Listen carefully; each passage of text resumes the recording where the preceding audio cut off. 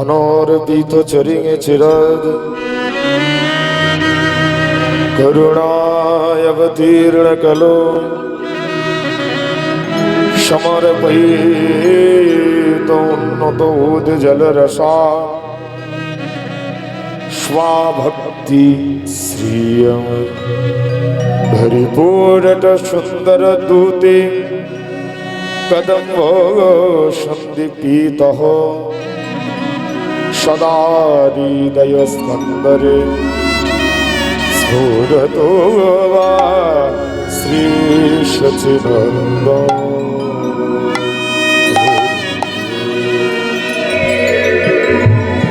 জয় উপস্থিত সকল কৃষ্ণ অনুরাগী গৌর ভক্তবৃন্দের শ্রীচরণে আমার কোটি কোটি দণ্ডবত প্রণাম। আমার সকল গুরুদেব বৃন্দের শ্রীচরণে রইল কোটি কোটি দণ্ডবত প্রণাম। এই মহতী হরির সভায় আপনারা সন্তকালীন কীর্তন অনুষ্ঠানে সবাই একত্রিত সমাবেত হয়েছেন নিজের জীবনকে গৌর গোবিন্দের সেবায় উন্মুক্ত করবার জন্য, গৌর গোবিন্দের সেবায় নিজের জীবনকে ধন্য করবার জন্য। যেহেতু মাসটা চলছে কার্তিক মাস, দেখে মনে হচ্ছে সবাই দামোদর ব্রত উদযাপন করেছেন, করছেন। তাই এত সুন্দর ভক্ত সমাজে আজকে ভগবানের গুণকীর্তন কথা আস্বাদন হবে। আমরা বলতে এসেছি, আপনারা শুনতে এসেছেন। বলার সেবা এক, শোনার সেবাও এক। শ্রবণাং কীর্তন। একটা কথা মাথায় রাখবেন মায়েরা, যদি আপনি সুকর্ম করেন তার আপনি অবশ্যই ফল পাবেন, আর আপনি যদি কুকর্ম করেন তারও ফল পাবেন। ফল আপনাকে পেতেই হবে। বলে কেন এমন কথা? দেখবেন যখন মেলা ঘুরতে যাবেন, বাচ্চাদের খেলনার জন্য একটা এন্টারটেইনমেন্ট ব্যবস্থা করা হয়। ওই যে ছাড়া জায়গায় জাল দিয়ে ঘেরা থাকে, আর ওর মধ্যে বাচ্চাগুলো লাফায় না। যত জোরে লাফায় তত জোরে উপরে ওঠে, যত জোরে লাফালো তত জোরে উপরে উঠলো। এই দৃশ্যটা থেকে একটা শিক্ষা নেওয়া উচিত। বলছে একটা বাচ্চা যখন খেলে, সে যখন যত জোরে লাফায় সে তত জোরে উপরে ওঠে। ঠিক তুমি যত সুকর্ম করবে, ভগবান তোমার কৃপা দৃষ্টি তত ঊর্ধ্বমুখী রাখবে, আর তুমি যত কুকর্ম করবে, ভগবান তোমার কৃপা দৃষ্টি তত নিম্নগামী করে রাখবে। ওই জন্য ভগবানকে সেবা করার আগে, মায়েরা মন দিয়ে কথাগুলো শোনো, একদম কথা বলবেন না। ভগবানকে সেবা করার আগে ওই জন্য মূল্যবান প্রয়োজনীয় হচ্ছে ভক্তি। মানুষের জীবনে দুটো কাজ। কি কাজ? যাদের চুল নেই তাদেরকে লজ্জা দেব না, কিন্তু যাদের চুল আছে তাদের কথা বলছি। দেখবেন একটা চিরুনির দুটো ভাগ, একটা হচ্ছে মোটা ডান্ডি কিছুটা পাতলা, আর একটা হচ্ছে ঘন ডান্ডি। আছে না দুটো ভাগ? একটা চিরুনি হচ্ছে দুটো কাজ করে। যাদের চুলটা মোটা সে হচ্ছে কি মোটা ডান্ডি দিয়ে আসলে শোভা পায়, ঘন। আর যাদের চুলটা পাতলা সে সরু ডান্ডি দিয়ে আসলে শোভা পায়। তাহলে চিরুনির কাজ হচ্ছে দুটো, তাহলে মানুষের কাজ হচ্ছে জীবনে দুটো। কি সেই কাজটা? কি মানুষের জীবনে দুটো কাজ, এক সৎ পথে চলা, আর দুই হচ্ছে ঈশ্বর দর্শন করা। ভক্তি কাকে বলে? বলে শোনো, এই হচ্ছে আমরা মানব রূপে জীবন লাভ পেয়েছি, আর কবে পাবো তা জানি না। 2025 সাল পর্যন্ত এখন আমরা জীবিত আছি। 26 সালে কি আমরা বেঁচে থাকবো তার কোনো নিশ্চয়তা নাই। তাহলে তার আগে আমার ভক্তিটা করতে হবে। মানে ভক্তি কারে কয়? ভক্তি যখন জলের মধ্যে প্রবেশ করে, জল তখন হয়ে যায় চরণামৃত। ভক্তি যখন ঘরের মধ্যে প্রবেশ করে, ঘর তখন হয়ে যায় মন্দির। ভক্তি যখন ক্ষুধার মধ্যে প্রবেশ করে, ক্ষুধা থেকে হয়ে যায় প্রসাদ। ভক্তি যখন দেহের মধ্যে প্রবেশ করে, দেহ থেকে হয়ে যায় সাধুর অঙ্গ। তাকে নিজেকে বুঝতে হবে যে আমি কোন পথে যাব, আমার আসল পরিচয়টা কি, আমার মানবিকতাটা কি। পৃথিবীতে মানুষ রূপে জন্মগ্রহণ করেছি, সৎ আদর্শে চলতে হবে। আমার গুরুদেবের মুখে একটা কথা আছে, বলে শোনা, সৎ পথে চলবি, সৎ আদর্শে প্রণীত হবি। কেন? সৎ পথে চলো, হোক সে দেরি, আর অসৎ নারীকে করিও না বিয়ে, হোক সে পরি। কত সুন্দর কথা। সৎ পথে চলো, হয়তো সতের রাস্তাটা অনেক দেরি হবে, কিন্তু তুমি সঠিকভাবে পৌঁছাতে পারবে। ওই জন্য বলছে সৎ পথে চলো, হোক সে দেরি, আর অসৎ নারীকে করবে না বিয়ে, হোক সে পরি। এটা আমাদের মানতে হবে, নিজেকে সৎ পথে বাঁচাতে হবে। কীর্তন শোনার আসল কাজ কি? কীর্তন তো ক্যাসেটে শুনতে পাওয়া যায়, কিন্তু কীর্তন তো ইউটিউবে শুনতে পাওয়া যায়, কিন্তু কীর্তন আসলে নিজেকে এসে এখানে বসে থাকার আসল কাজ কি? না, এখানে আসল কাজ নিজেকে হচ্ছে পরিবর্তন করা, নিজেকে পরিবর্তন করা। আমার দুটো হাত, দুটো চরণ, এত সুন্দর দেহ থাকলেই যে আমি মানুষ তা হচ্ছে নয়। দুটো হাত থাকলো, দুটো চরণ থাকলো, এত সুন্দর দেহ থাকলো, মানুষ হলাম তা নয়। মানুষ হতে গেলে কি করতে হবে? আগে হুঁশ জাগাতে হবে, হুঁশ সম্পদটা। যেমন একটা বিড়ালের পেটে যখন একটা বিড়াল বাচ্চার জন্ম হয়, সে কিন্তু বিড়াল হয়েই জন্ম নেয়। কথাগুলো বলছি, একটু নোট করবেন। একটা বাঘের পেট থেকে যখন একটা বাঘের বাচ্চার জন্ম হয়, সে কিন্তু বাঘ হয়েই জন্ম নেয়, তাকে এক্সট্রা করে আর বাঘ হতে হয় না। একটা কুকুরের পেট থেকে যখন একটা কুকুরের জন্ম হয়, সে কিন্তু কুকুর হয়েই জন্ম নেয়, তাকে এক্সট্রা করে আর কুকুর হতে হয় না। কিন্তু একজন মনুষ্য সন্তানের উদর থেকে, গর্ভ থেকে যে সন্তান সন্ততির জন্ম হয়, তাকে কিন্তু মনুষ্যত্বটাকে অর্জন করে নিতে হয়, সেটা বাজারে কোনোদিন পাওয়া যায় না। তুমি এখন মেদিনীপুরের শহরে গিয়ে যদি শপিং মলে যদি কোনো মালিককে যদি প্রশ্ন করো যে আপনার দোকানে জামা প্যান্ট কিনতে চাই না, আমাকে একটু মনুষ্যত্ব বিক্রি করো, তো সে পারবে? বিক্রি করতে পারবে? কোন দোকানে গিয়ে বললো আমি চা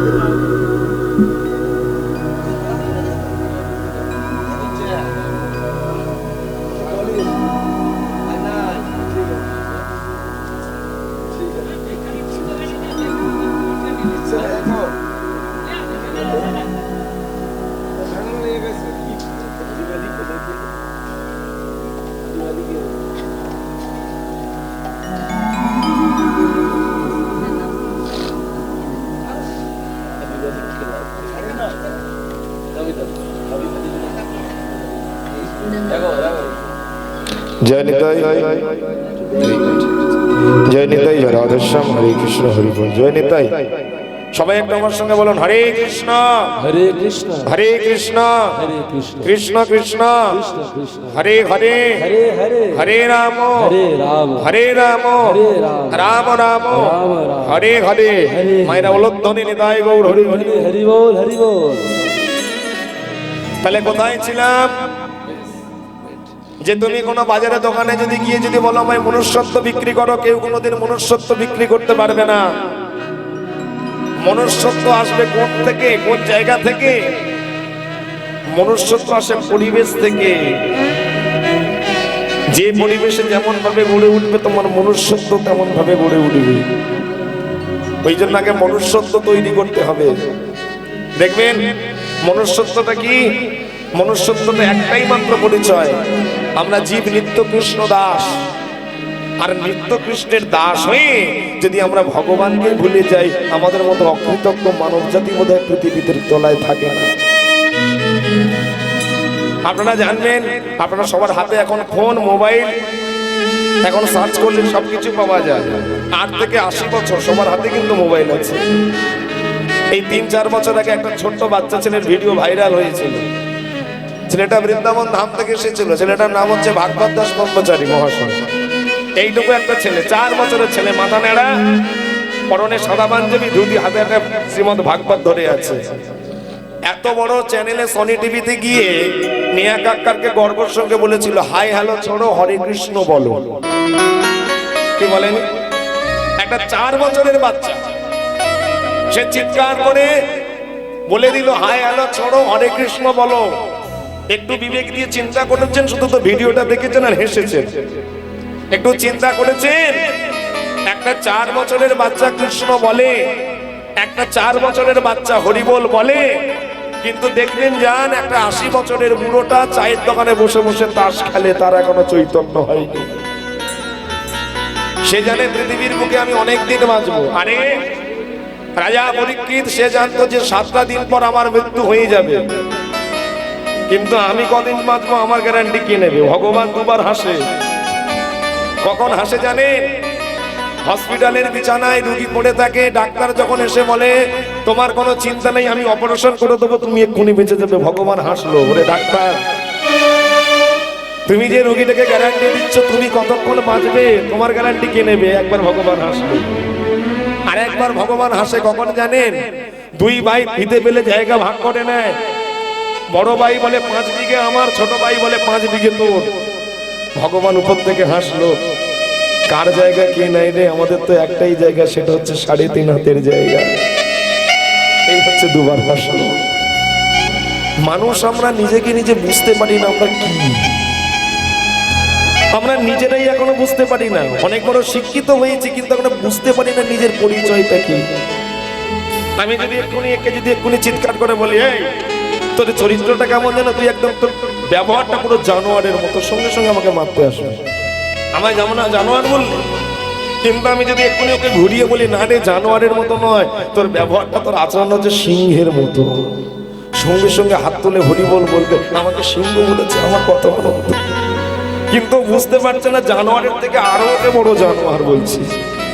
মানুষ নিজে ভুলে যায় যে আমি কি।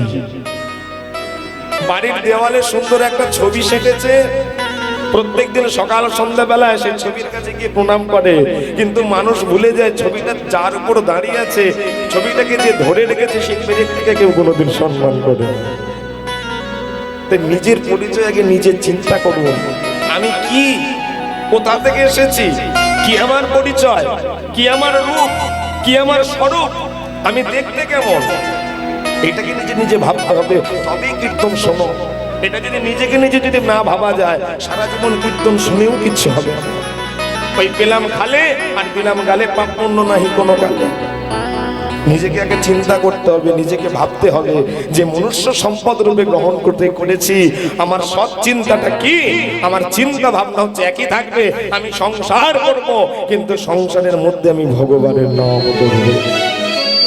ওই জন্য লীলাবিষ্ট পদকর্তা বলল, শ্রী গৌরাঙ্গের 2টি পদ, যার ধন সম্পদ, তাই সে যদি ভজন করে সার। আর কেউ যদি ভগবানের চরণটা যদি ধরতে পারে, আর কি হয় জানো? ওই দেখো, ভালো করে তাকিয়ে দেখো, যে গৌরাঙ্গের নাম লয়,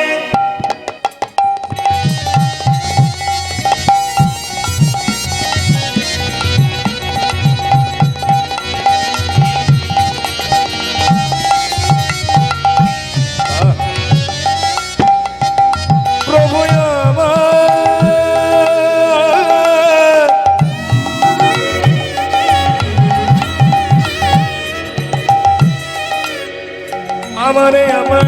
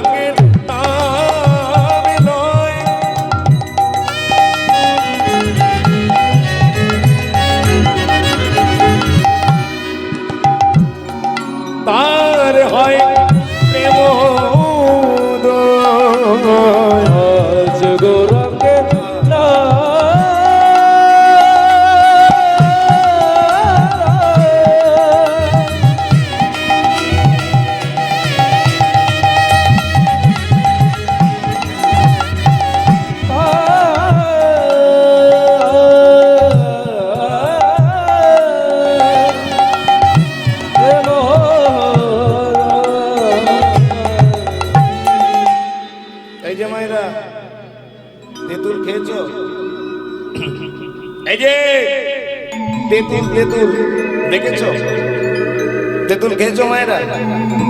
ওই তেঁতুল শব্দটা 20 বার বলো দেখি, 20 বার বলো, বেশি বলার দরকার নেই। বলো তেঁতুল তেঁতুল তেঁতুল তেঁতুল তেঁতুল তেঁতুল। বলে আমার গালে জল চলে এসছে। এই দেখো তেঁতুল কথাটা বলতেই পারছে না, আমার জিভে জল চলে আসছে। মানে কেন হচ্ছে কেন? বলে তেঁতুল ফলটা টক, তাকে খেতে হয় না, তাকে দর্শন করতে হয় না। তেঁতুল শব্দটা যদি বারবার যদি বদলে বলা যায়, মনের মধ্যে টক ভাব জাগে, সঙ্গে সঙ্গে জিভ থেকে জল বেরিয়ে আসে। ঠিক কেউ যদি একান্ত চিত্তের মনে যদি কেউ যদি একবার গৌর গৌর গৌর গৌর গৌর গৌর গৌর গৌর গৌর গৌর এই নামটা যদি বারবার যদি বদলে উচ্চারণ করা যায়, তার হৃদয়ে দুটি পরিবর্তন আসে। এক, অন্তরের মধ্যে ভক্তি, সাথে সাথে নয়ন থেকে ভস্রী নির্গত হয়ে যায়। তাই গৌর প্রেমানন্দে হরি হরি। ওই জন্য বলছে যে গৌরাঙ্গের নাম লয় তার হয় প্রেম উদয়। আমার গোনা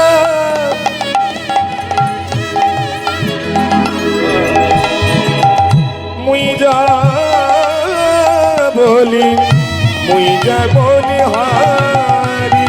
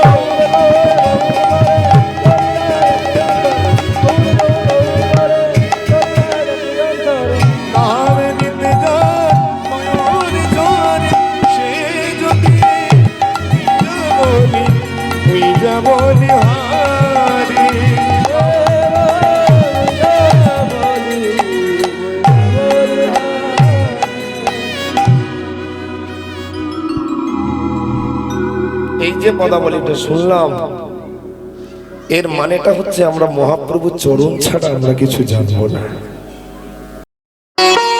মহাপ্রভুর চরণ চিন্তা করে যতদিন পৃথিবীর বুকে বেঁচে থাকি, ততদিন যেন ভগবানের চরণ ছাড়া না হই আমরা। তাই চলুন মায়েরা, আজকে এমন ধরনের আমরা একটা লীলা আস্বাদন করব, যে লীলার মাধ্যমে আমরা খুঁজে পাবো একটা 7 বছর বালক, 7 বছরের বাচ্চা, যাকে শিশু বলা হয়। সেই 7 বছরের শিশু কেমন করে রাধারানীর প্রেম পেল, কেমন করে আমার গৌরাঙ্গ মহাপ্রভুর কৃপা পেল, কেমন করে আমার ভগবান মাধবের ভক্তি পেল, আমরা সেই কথা আলোচনা করব। চৈতন্য ভাগবত থেকে নেওয়া ভক্তটির নাম। হ্যাঁ, এইখানে যারা যারা বসেছেন সবাই তো ভক্ত, তাই সন্ধ্যাবেলা চলুন একটু ভক্তের কাহিনী আমরা আস্বাদন করি। চৈতন্য ভাগবত থেকে যে ভক্তটির নাম আমরা কাহিনীটা বলবো, ভক্তটির নাম শ্রী শ্রী, ভালো করে শুনে রাখো মায়েরা, একটা 7 বছরের কাহিনী। শ্রী শ্রী প্রভু শ্যামানন্দ দাস ঠাকুর মহাশয়। কি বললাম মায়েরা? শ্রী শ্রী প্রভু শ্যামানন্দ দাস ঠাকুর মহাশয়। আর সব থেকে আপনাদের বড় ভাগ্য ভালো জানো, এই লীলাটির শুভ আরম্ভ হয়েছিল মেদিনীপুর জেলা থেকে। এই মেদিনীপুর জেলা থেকে। এই যে মায়েরা যে ঘুমাচ্ছ, আর যারা যারা ঘুমাচ্ছ না, আর যারা যারা গল্প করছো, তাদের কাছে একটা কথা বলি, এটা তো আপনাদের মেদিনীপুর জেলা। এই মেদিনীপুর জেলার একটা বিখ্যাত শহর আছে খড়গপুর। খড়গপুর জানো তো? ওই খড়গপুর রেল স্টেশন আছে না, ওই রেল স্টেশন থেকে দুটো রাস্তা দুভাগে বিভক্ত হয়ে গিয়েছে, একটা হচ্ছে উত্তর দিক, একটা হচ্ছে দক্ষিণ দিক। ভালো করে মন দিয়ে শোনো, খড়গপুরের রেল স্টেশন থেকে দুটো রাস্তা দুদিকে ভাগ, একটা উত্তর একটা দক্ষিণ। ওই দক্ষিণ দিকে যেটা গেছে সেটা হচ্ছে পুরী ধামগুলো পড়ে। ওই রেল স্টেশন থেকে কিছুটা দূর গেলে একটা মিলিটারি ক্যাম্প পড়ে, কলাইকুণ্ড মিলিটারি ক্যাম্প, নাম জানেন? কলাইকুণ্ড মিলিটারি ক্যাম্প। আর ওই কলাইকুণ্ড মিলিটারি ক্যাম্পের পিছনে একটা গ্রাম আছে, গ্রামটার নাম কি? ধারেন্দ্রা গ্রাম। জানেন, এটা সত্যি সত্যি বাস্তব কথা। 539 বছর আগে সেখানে মানুষ দরিদ্র ছিল, এখনো মানুষ সেখানে এখনো দরিদ্র। সেই ধারেন্দ্রা গ্রামে একজন কৃষ্ণ ভক্ত বাস করত। ভক্তটির নাম কি? কৃষ্ণ মণ্ডল। আর সেই কৃষ্ণ মণ্ডলের একজন সুশ্রীমান স্ত্রী ছিল, তার নাম কি? দুরিকা দেবী। Incoming call. ও মাইনা, এই যে যারা যারা বসে আছো একটা কথা জানবেন, স্ত্রী ভাগ্য Incoming call. হয় সারা জীবন কিন্তু জলায় শিশুতে হয়ে যেতে হবে। এমনি এমনি তো রচনা করেনি পুণ্যপুত্র। Incoming call. ভাগ্য যদি ভালো করা হয় তবে স্ত্রী ভাগ্য ভালো হয়, তা না হলে ভালো হবে না। ওই মিলিটারি ক্যাম্পের পিছনেই ধানেদ্রা গ্রামের যে কৃষ্ণ ভক্ত বাস করত, কৃষ্ণ মণ্ডল, আর তার যে স্ত্রী তার নাম হচ্ছে দুরিকা দেবী। সংসারে অভাব, কিন্তু মুখে কোনোদিন হাসিটুকু যায় না। দুরিকা দেবী কৃষ্ণ মণ্ডলকে বলছে, স্বামী গো, Biswajit Pal incoming call.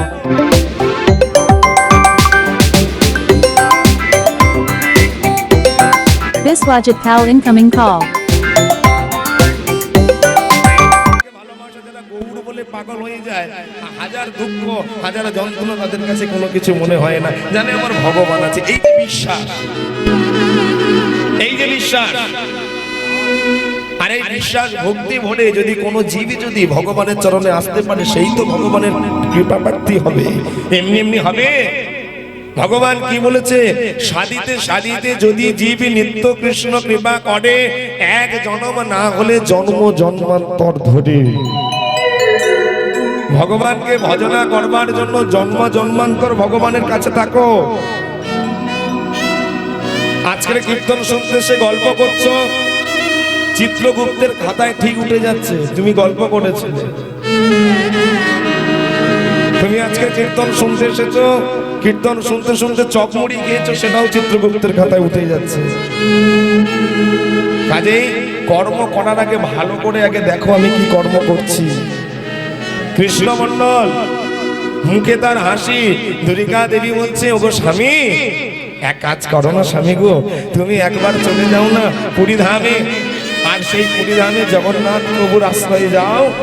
Jagannath প্রভুর কৃপার ফলে আমাদের যদি দিন দরিদ্রতা কাঙালতা যদি একবার কেটে যায়, আমরা ভগবানের চরণে সেদিন পুজো করব। যাও না একবার পুরী ধামে যাও। অমায়রা স্ত্রীর কথা শুনে কৃষ্ণ মণ্ডলে চলেছে সেই পুরী ধামে জগন্নাথ প্রভুর উদ্দেশ্যে। জগন্নাথকে বলছে, জগন্নাথ আমি তো তোমার চরণে এসেছি, একবার তুমি কৃপা করে আমার দিকে দেখো। ও জগন্নাথ, ও জগন্নাথ, তুমি কি আমার দিকে তাকাচ্ছ? একবার আমার দিকে তাকাও। জগন্নাথ, জগন্নাথ স্বামী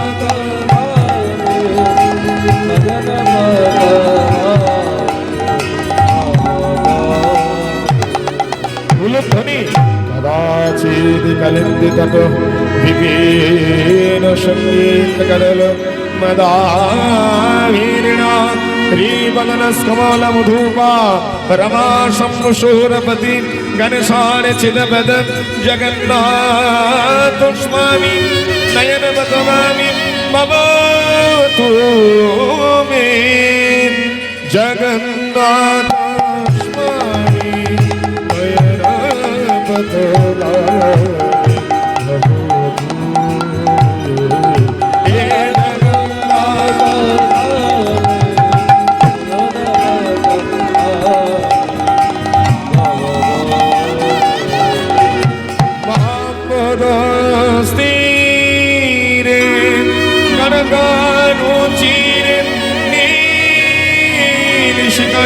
वशन प्रसाद्यन्ते सहज भद्रेण बलीन सुभद्र मध्यस्थो शकलो शूरसेव वशनदो जगन्नाथ स्वामी नयन पथगामी भवतो मे जगन्नाथ स्वामी नयन पथगामी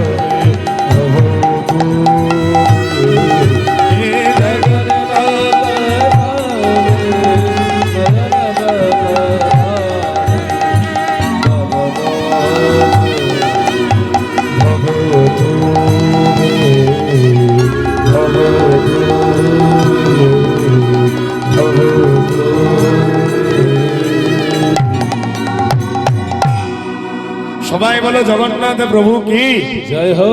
बोलिए जगन्नाथ प्रभु की बोलिए नीलाचल प्रभु की प्रेम से बोलो घूम की ঘুমের নামে জয় দিচ্ছ যাই হোক মন দিয়ে শোনো জগন্নাথ প্রভুর চরণে কৃষ্ণ মণ্ডল এসেছে মেদিনীপুর জেলা থেকে কৃষ্ণ মণ্ডল জগন্নাথ প্রভুর চরণে এসে বলছে জগন্নাথ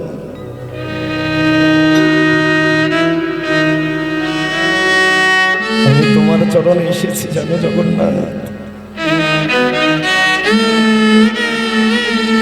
আমি তোমার চরণে এসেছি তুমি একবার কৃপা করে আমার দিকে তাকাও আমি তোমায় ছাড়া যে কিছু জানি না গো জগন্নাথ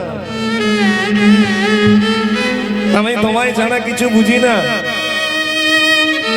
তুমি আমার সৃষ্টি তুমি আমার স্মৃতি তুমি আমার লয় তুমি আমার প্রলয়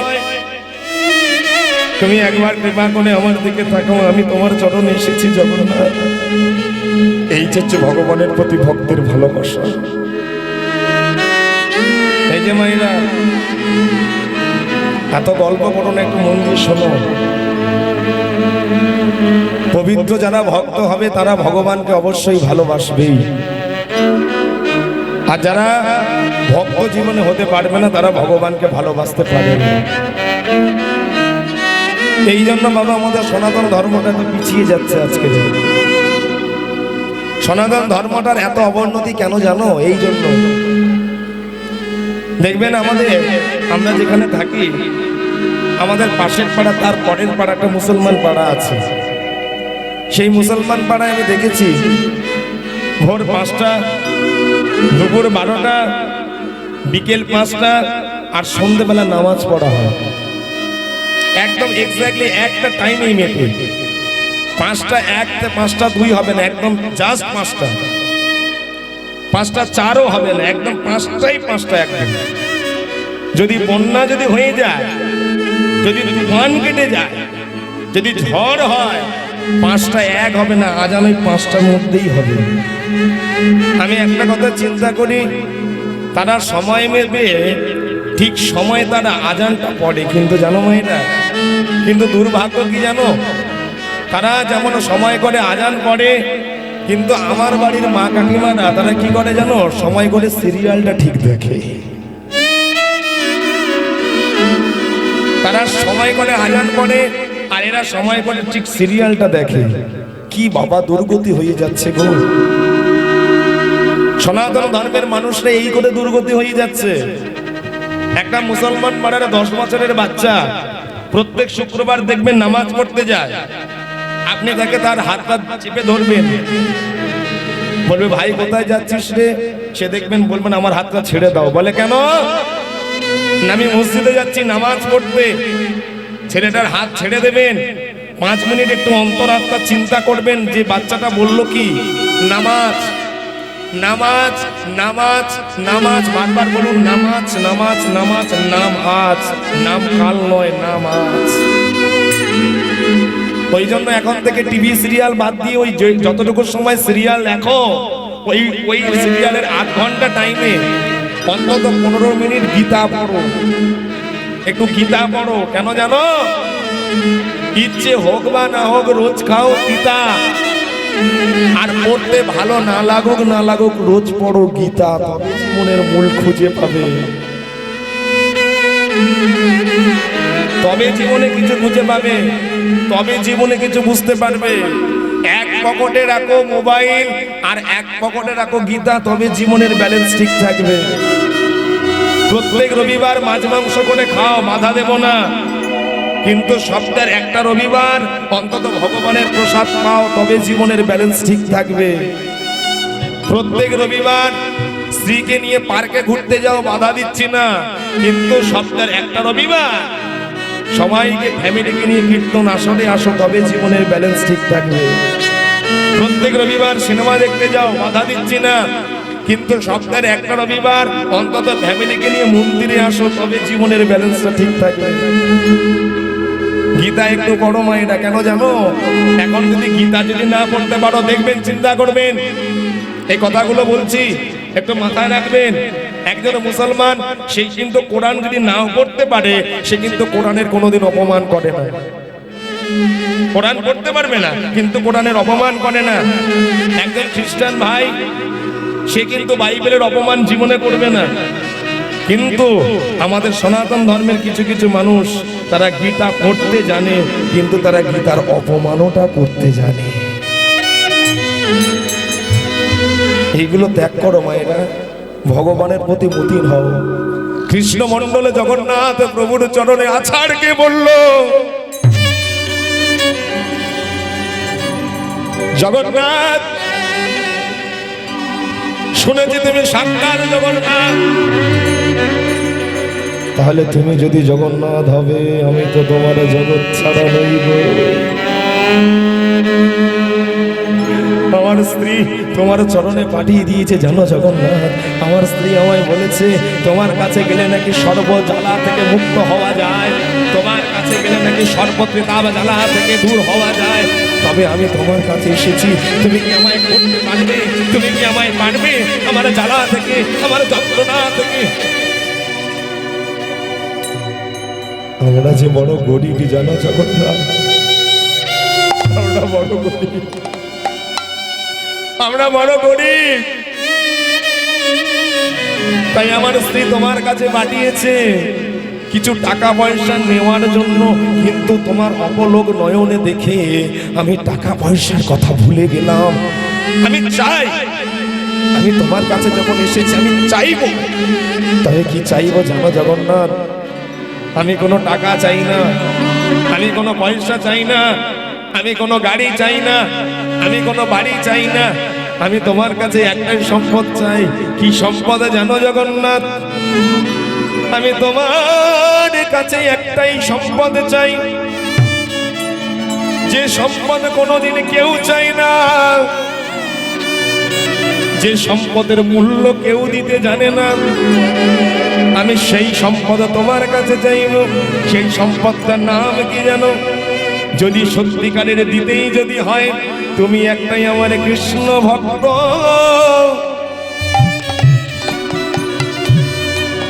সন্তান দিও। উলধ্বনি মায়েরা, উলধ্বনি।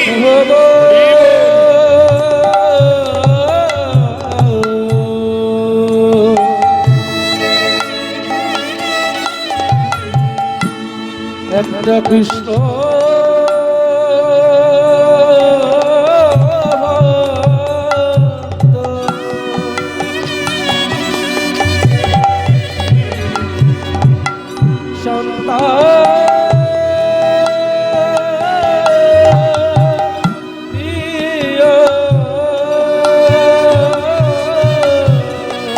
যেন তোমার নাম যেন গাইতে পারে, তুমি একটা কৃষ্ণ ভক্ত সন্তান দিও। তোমার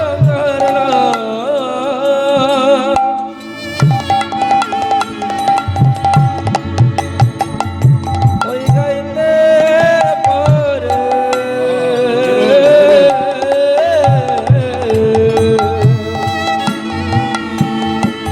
একটা কৃষ্ণ ভক্ত সন্তান দিও। যেন তোমার নাম গাইতে পারে, আমি আর কিছু চাই না দয়াল। আমি আর কিছু চাই না দয়াল। আমি আর কিছু চাই না দয়াল। আমি আর কিছু চাই না দয়াল। আমি আর কিছু চাই না দয়াল। হরি হরি হরি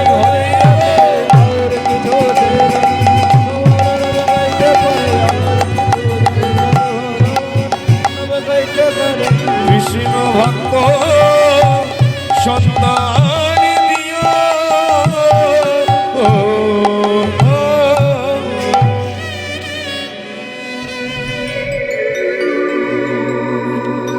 কৃষ্ণমণ্ডল জগন্নাথ প্রভুর চরণে কি চাইল গো মা? কি চাইল? একটা কৃষ্ণ ভক্ত সন্তান দাও। আর আমরা কি চাই? এই তো ভগবান আছে। সত্যি সত্যি কোনোদিন চেয়েছো যে আমার ছেলেটা চাকরি বাকরি না পাক, যেন তোমার নামে যেন পাগল হয়ে যেতে পারে? ছোট যখন ছিলাম বাবা মা বলতো, হ্যাঁ রে খোকা, ভালো করে পড়াশোনা কর, মাধ্যমিক পাস কর, উচ্চ মাধ্যমিক পাস কর, বিএ পাস কর, এমএ পাস কর, দেখবি কত আনন্দ, কত আনন্দ। বাবা মার কথা শুনে কোমরে গামছা দিয়ে লেগে গেলাম পড়াশোনা করবার জন্য। বিএ পাস করলাম, এমএ পাস করলাম, করার পর বাবা এসে বলল, খোকা ভালোই তো পড়াশোনা করলি, কিন্তু একটা চাকরি কর, গ্রুপ ডি, দেখবি আনন্দ, কত আনন্দ। ছেলে চাকরিটাও পেয়ে গেল। বাড়ি কোথায়? মেদিনীপুর। চাকরি পেয়েছে কোথায়? দক্ষিণ 24 পরগনা। প্রত্যেক দিন ট্রেনে করে যায়, কিল ঘুষি লাথি খেয়ে বাড়িতে আসে, আনন্দ করছে। 30 বছর যখন হয়ে গেল, মা এসে বলল, খোকা পড়াশোনা করেছিস, চাকরি বাকরি পেয়েছিস, এইবার অন্তত একটু বৌমার হাতের ভাত খাবো না? বাড়িতে বৌমাও চলে এলো, আনন্দ করছে ছেলে। বৌমা আসার পর মা বলল, হ্যাঁ রে সবই তো হলো, অন্তত একটু নাতি নাতনির মুখটা দেখাবি নি বাবা? নাতি নাতনি হলো। নাতি নাতনি হয়ে যাওয়ার পর বললো, সবই তো হলো, নাতি নাতনির নামে একটু পলিসি করবি না? পলিসি হোল্ডার বাড়িতে এসেছে এলআইসি করবার জন্য।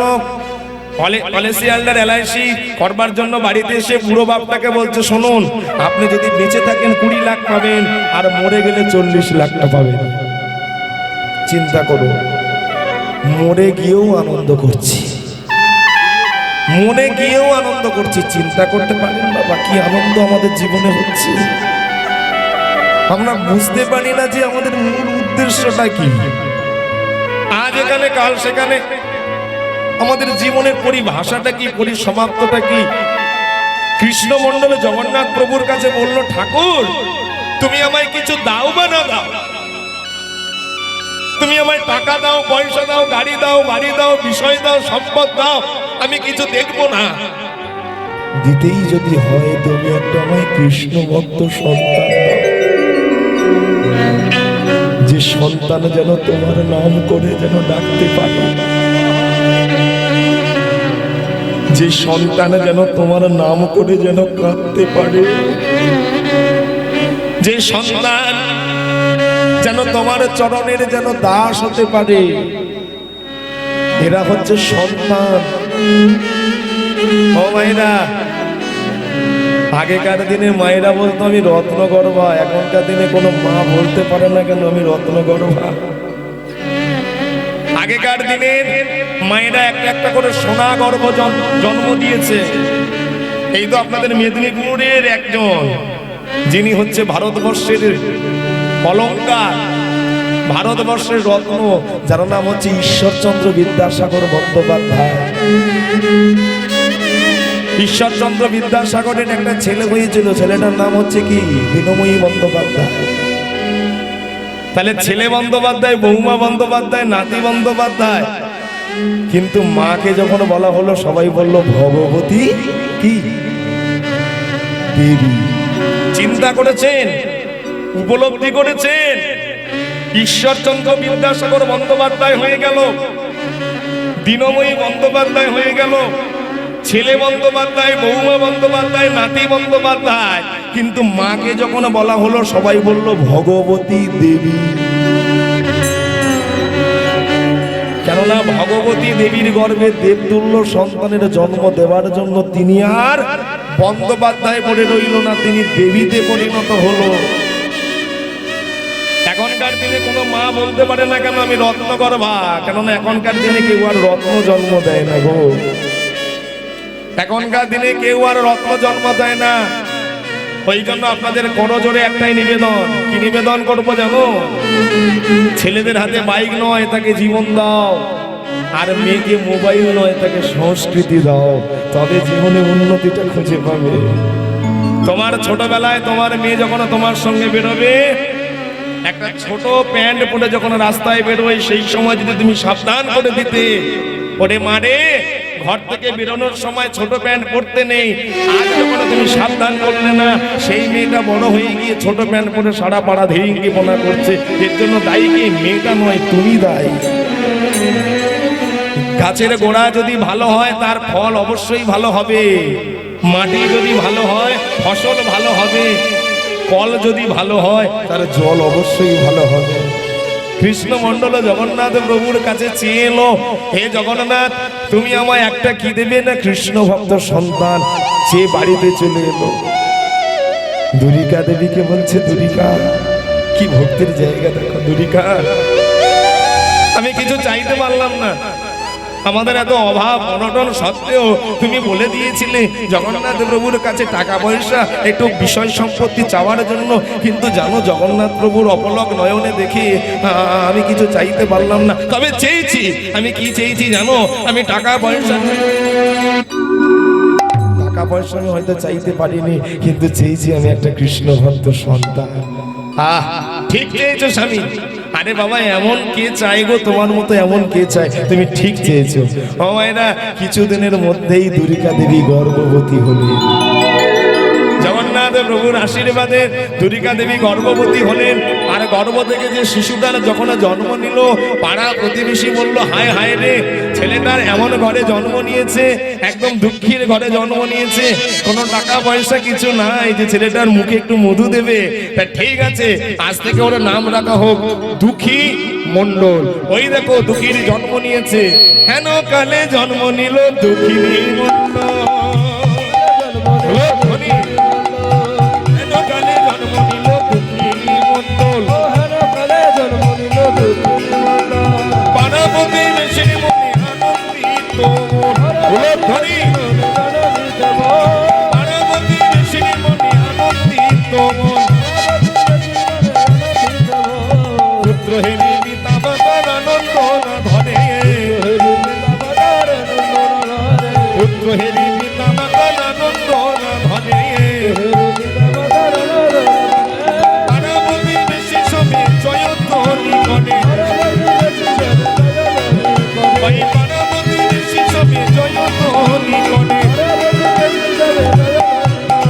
জয় রাহ জয় রাম, জয় রাহ জয় রাম, জয় জয় হবে, জয় রাহ জয় রাম, জয়